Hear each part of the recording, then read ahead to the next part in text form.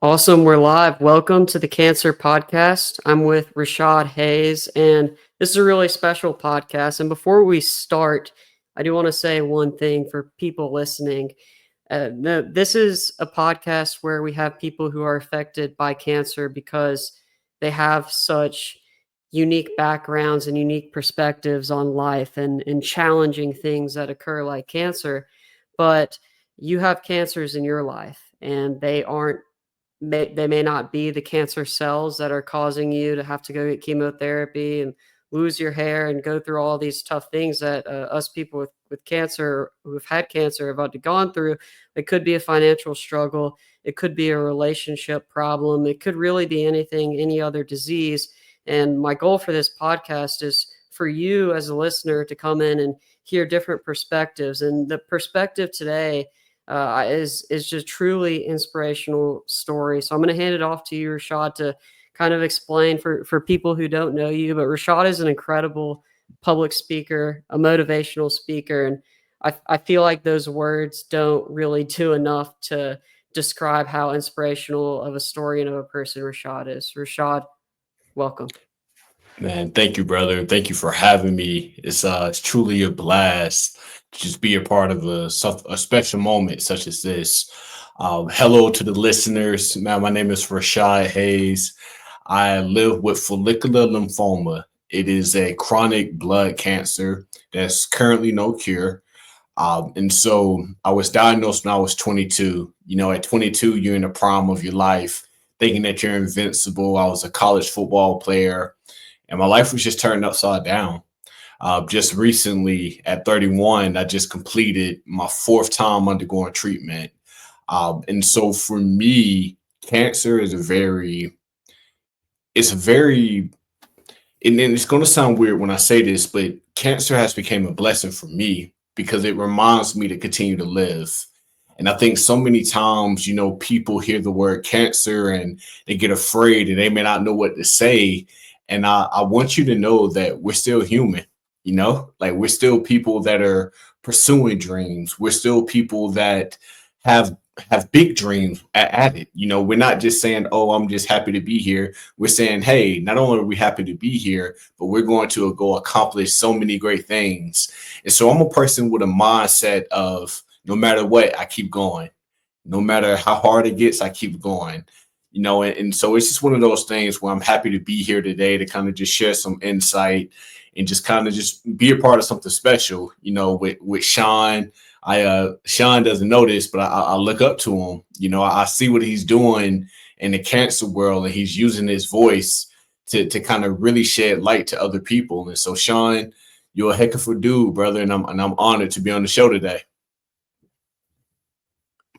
Well, I'm excited to have a conversation with you.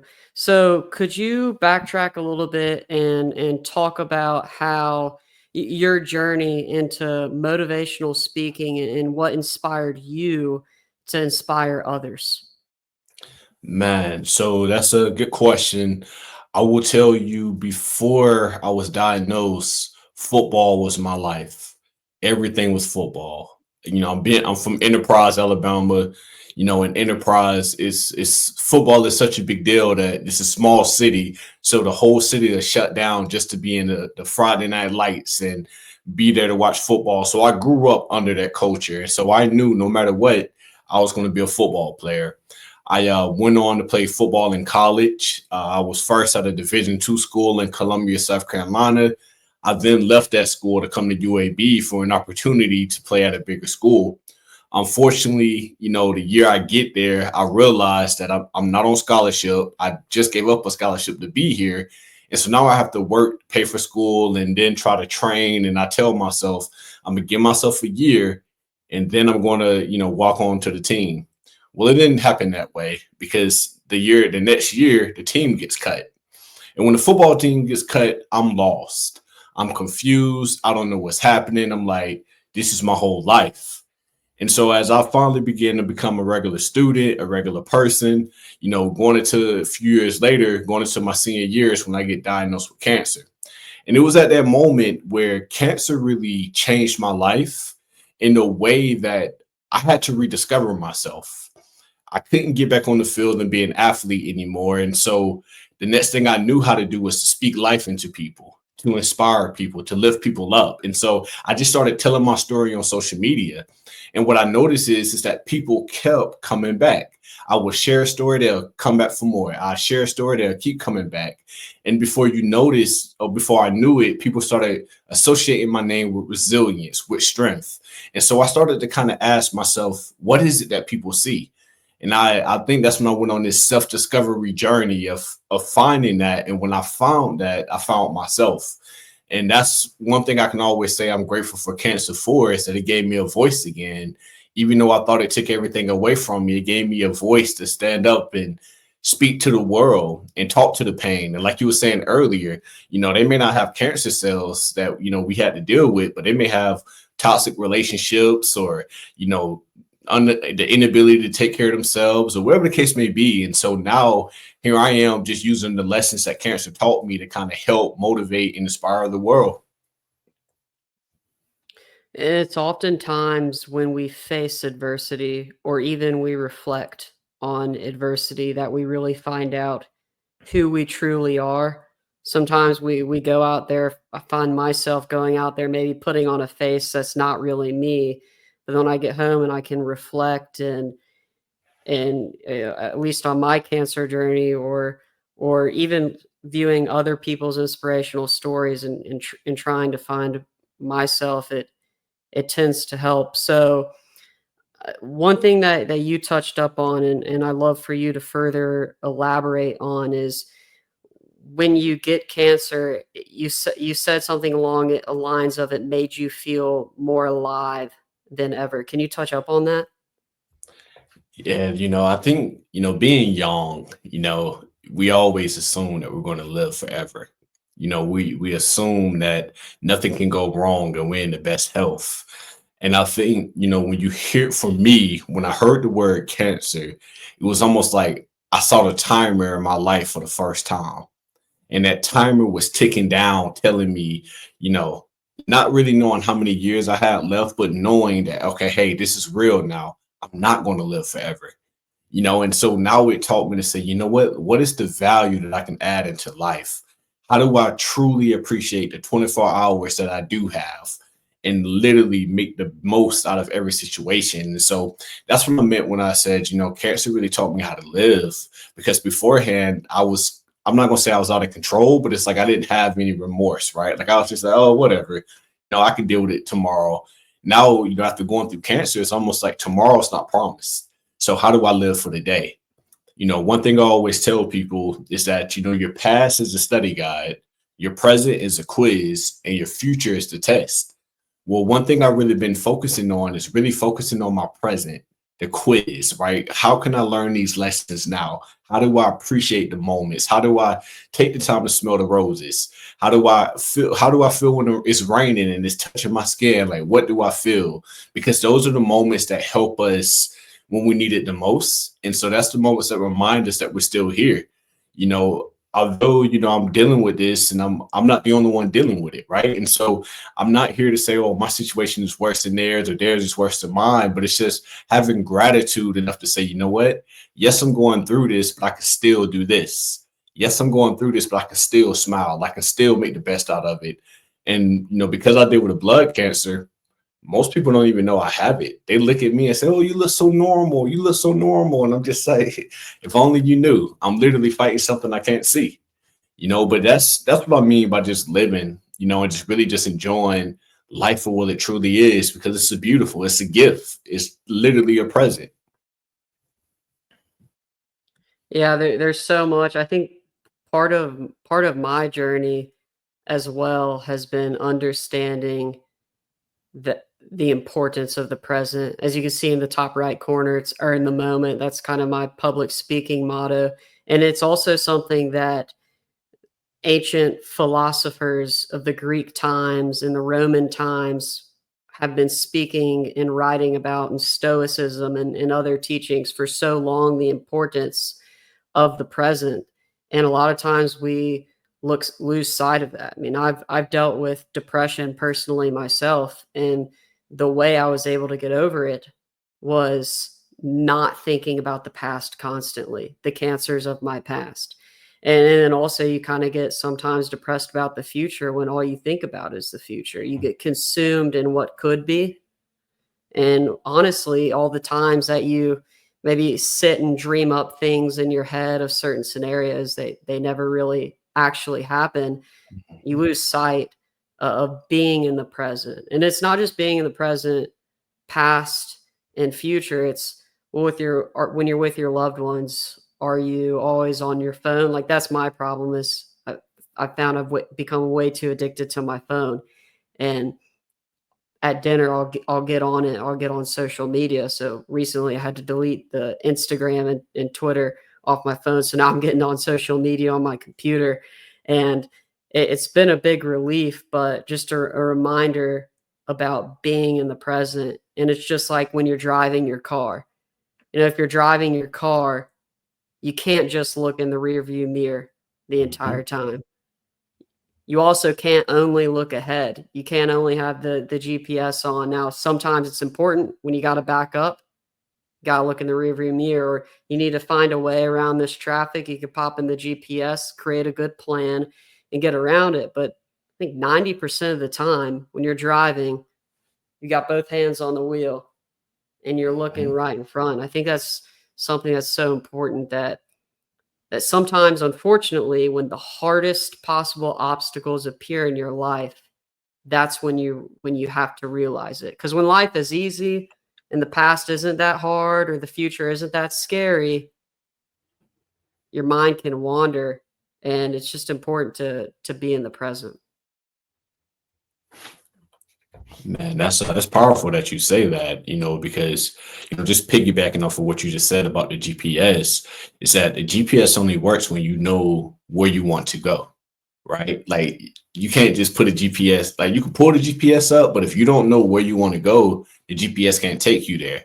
And so when I think about that, I think about we pull up our GPS, we put in the address we want to go, and we have no choice but to enjoy the path that the GPS is putting us on. And sometimes the GPS may say, hey, there's a detour. Do you want to go a quicker route? And you can say yes. And if you choose yes, you go that route. And so I think that's how life really is. We have these adverse situations that come our way. And we have the decision to say, you know what? Do I want to go through this with a smile on my face? Or am I going to be angry at the world?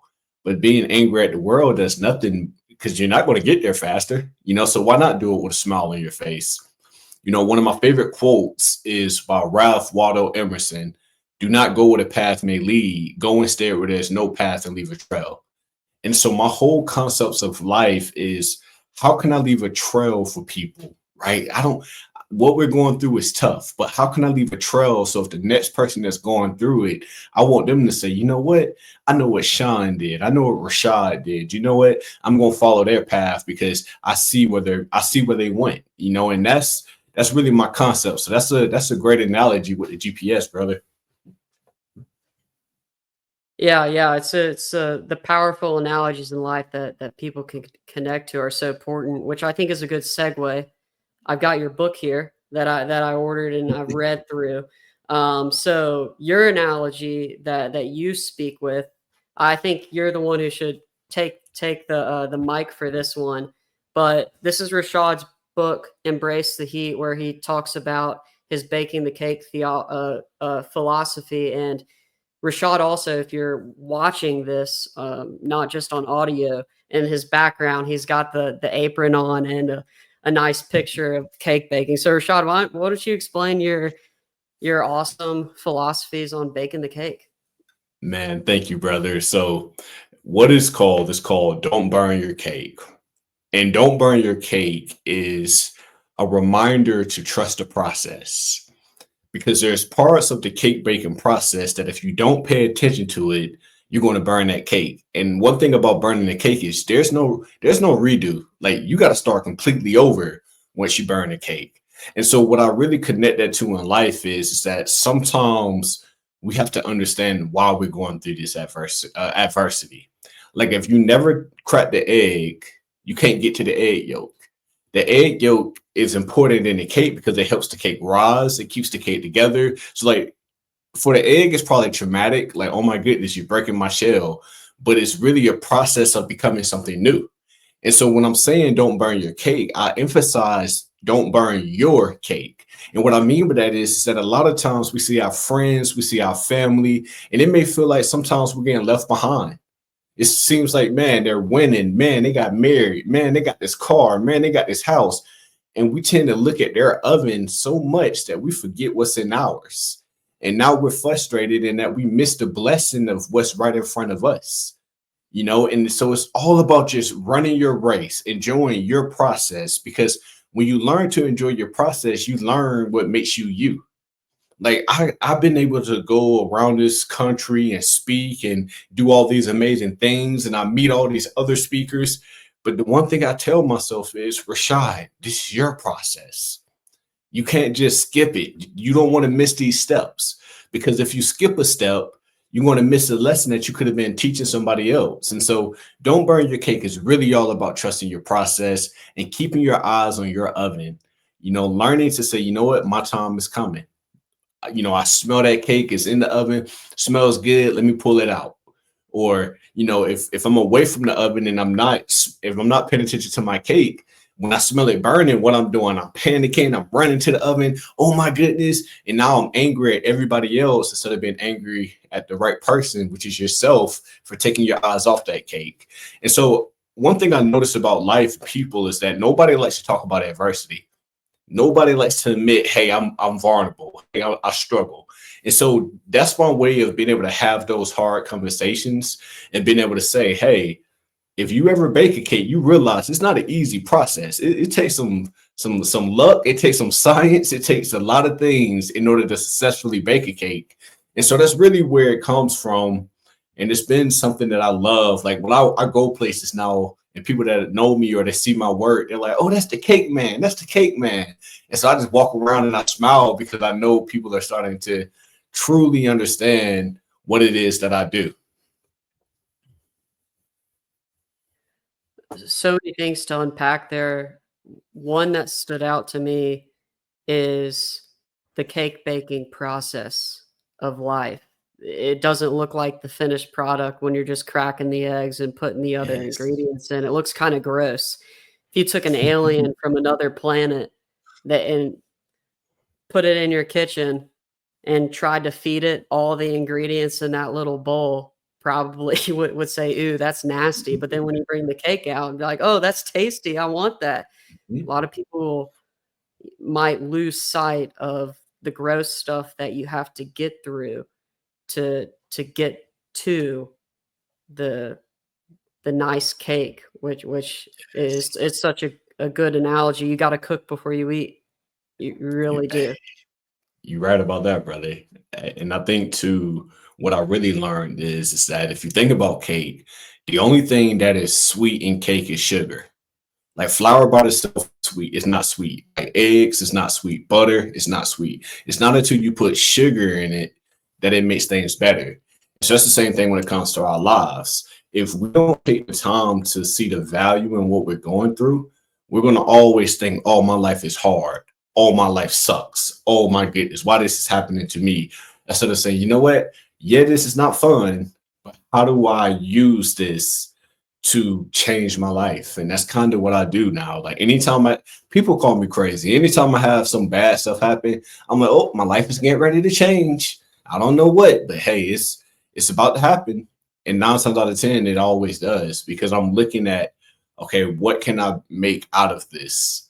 And sometimes you got to learn how to make cake pops. Not sure if you're familiar with cake pops, but that's just crumbled up pieces of cake. They put a stick in it, they dip it in chocolate, and boom. And so it's learning how to use those broken pieces. It's learning how to say, you know what, despite what I've been through, yeah, I messed up on this cake, but I can still make something out of this. Because one thing I always tell people is that mistakes don't ruin the meal. You just got to learn how to adjust to it and make it better.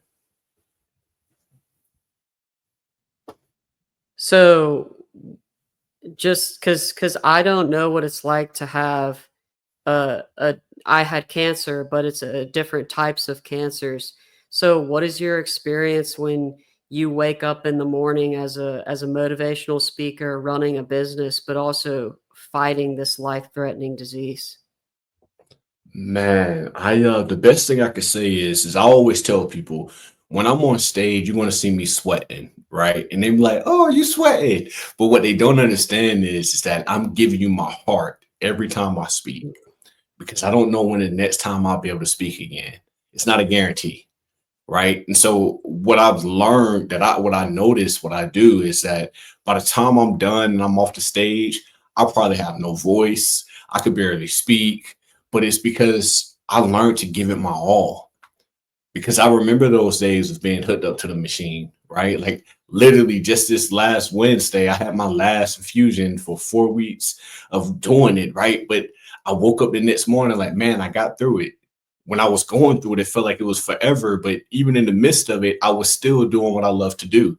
I went out to Louisville, Kentucky on Monday and spoke at the University of Louisville, and as I'm done, like I'm talking to a group of students, they're in a trio program, and I tell them, listen, I wanted to be here. I literally have my last cancer treatment on Wednesday, but I wanted to be here with you all. And to see the look on their face and they're crying, and I'm just sitting here like that was their way of saying, oh, he cares about us enough to say, despite what he's going through, he's going to show up. And so for me, just showing up for myself every day, showing up for my family, showing up for the people that I'm serving, showing up for the people that I can inspire. And that's what I do it for. It's not to it's putting purpose behind my pain. Because if you don't put purpose behind your pain, then you just stuck with pain. And I don't know about you, but I'm not a big fan of pain. So I have to put a name to it. I have to say, hey, I'm going through this so I can help the next person. Now I'm going through this so I can help this stranger that I'm going to meet in the airport. Like I'm going through this so I can connect with these people. And that's really what helps me live every single day, because I eat cake every day. Not in a physical sense, but I mentally tell myself I have to enjoy the process of today. And that's kind of where I am. And that's kind of what's been helping me get through this journey. I always tell people when I finish treatment, I don't get to ring the bell. I just go home and go back to my regular life until symptoms come back. And now here I am going through treatment again. Before I got on treatment this past time, it's been 4 years. So I had a sense of being normal. And then boom, it came back. PET scan, boom, spots growing, boom, we got to get you back on treatment. And then now that I'm done, it's almost like, okay, I'm off that roller coaster. But now let me get back to this sense of normalcy again, and hope and pray everything continues to go well. And that's really my journey. It's really like an up and down. But I just learned to enjoy the ride of the roller coaster. And just sometimes you got to throw your hands up and just go with the flow of it. And then other times you just kind of sit back and just say, man, I've been doing this since 2016, but I'm still here. I'm here for a reason. And that's what gives us purpose behind the things we do. Geez, that's so powerful because sometimes in life and in people's lives, when their backs are up against the wall, they truly go all out, and it's weird because you wouldn't think that way. When somebody has an obstacle come up, something really difficult comes up in their life, it's almost like the chains get snapped and they decide, you know what? I only have one life to live. Why not make it worth it? It's very, very powerful. I think something that is definitely inspiring. Your story is truly inspiring to all who are going through hard things, who can look up to. I mean, you're running your own business and fighting cancer and public speaking is a whole new fear on its own for a lot of people. Talk about a something scary, uh, being vulnerable and putting yourself out there with your story for people to hear and try to connect to and make other lives better. It's truly inspirational, Rashad. I'm glad to know you, and I'm glad that other people will be able to hear your story. Man, thank you, brother. I really appreciate that. And one hack I wanted to tell you about the book. The reason why I wrote it the way I wrote it is that I didn't want it to be too long. I wanted something where people can read it and get straight to the point. Because Mhm. sometimes I don't want to re-traumatize people for the things that they've been through. And so that's one thing I always tell people is that if you don't learn to use that pain will begin to use you. And so every single day I live my life to say, you know what, how can I live in purpose? How can I make someone smile? How can I, make someone feel like it's the best day ever? And so when I was in Kentucky, there's this little kid. He has his own clothing brand, and he walks up to me and was like, "You inspire me. If I can get you a hat, will you wear my hat?" And I'm like, of course, And so he runs back to the dorm. He comes back with the hat. And just to see him just smile because I got on his hat, it's just like the little things we do can help the next person, and who knows, maybe 10 years from now this dude is a multimillionaire because somebody believed in his dreams. And so I say this to say that all it takes is just a little kindness because you never know what someone's going through. And just taking the time to say, "Hey, I see you," that can go a long way. So I know for a fact that you do that, and another way we do that is by, like you said, earning the moment. Like we have to earn it, and so I love your saying there because it's so powerful because sometimes people think you just deserve to just have these things. Like we didn't deserve to go through cancer, but we went through it, and now we're earning the right to speak on how to be resilient. We earned the right to speak on how to overcome adversity because it's who we are. So, man, brother, I'm proud of you, and it's just as much as you're honored to know me, man. I'm honored to know you, and I won't be surprised when you're like a CEO of just many nonprofits or Fortune 500 companies, man. I'm gonna be like, "Hey, brother, don't forget about me, man. You got rich now." But nah, I just see that in you, man. Like you have that spirit, bro, and so that's why I didn't mind taking the time out to just really join you and be a part of this show with you because I believe in you. I appreciate that, man. And part of what you said, I think, is key. The part of earning the moment is understanding that not all of your ideas are your ideas. Your ideas come from other people. Your motivation comes from your parents, your family, your friends, and all the people who've poured into you and instilled that confidence. You talk about the kid who started his own clothing brand and gave you that hat that you liked and you wore.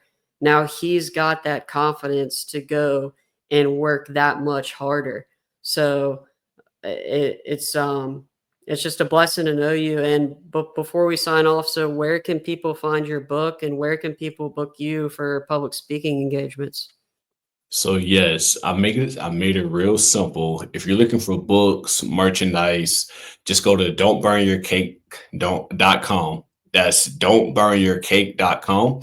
And on those, you'll see Embrace the Heat, and you'll see another book I've written called The Ultimate Recipe. Now, The Ultimate Recipe is for your professionals that are working. It's really a book that I like to tell people to keep at work because it's going to kind of help you with self-care and help you ease your mind. But Embrace the Heat is one that anybody can read it. It's one that's just an easy read. It'll make you cry, it'll make you laugh, it'll make you run through the wall. Like it'll play with your emotions, but it's really just to show you everything I did to embrace the heat to become who I am today. Now, as far as booking me, my website is Rashad. That's RASHAD Hayes HAYES Speets.com. Um, and when you go to my website, it's gonna look intimidating, like I'm this world-renowned $1 million speaker. Don't be intimidated. I'm still this bubbly guy. Don't be, you just go to the contact page and put in the information, and definitely we'll be able to. My team or myself will reach out to you, and we can get everything situated. So, again, that's don'tburnyourcake.com and RashadHayesSpeaks.com. And if you feel like, oh, I don't want to go to both websites, go to RashadHayesSpeaks.com, scroll to the bottom on the first page, and you will see a picture of a sweatshirt in the book. If you click that link, it'll take you directly to don'tburnyourcake.com. Perfect. Thank you so much, Rashad. I really enjoyed our conversation here today. And I think a lot of other people will carry, hopefully, some insights into their lives. And well, I'll be praying for you. I hope other people are out there praying for you as well, man. And we're all in your corner and continue to be inspired by your story. Hey, thank you for having me, brother. And promise me one thing: no matter what, you will keep this podcast going. And I want to see you make this thing grow. I want you to come back, and the next time you're in your room, you got all these plaques for podcasts of the year. So I'm setting some big goals for you, but I do believe in you, brother. And again, I appreciate you for having me, man. The cake isn't ready yet, but I got confidence. The ingredients. Hey, we're gonna get there, brother. Yes, sir. Yes, Thank you sir. again, man. You have a good one. Bye.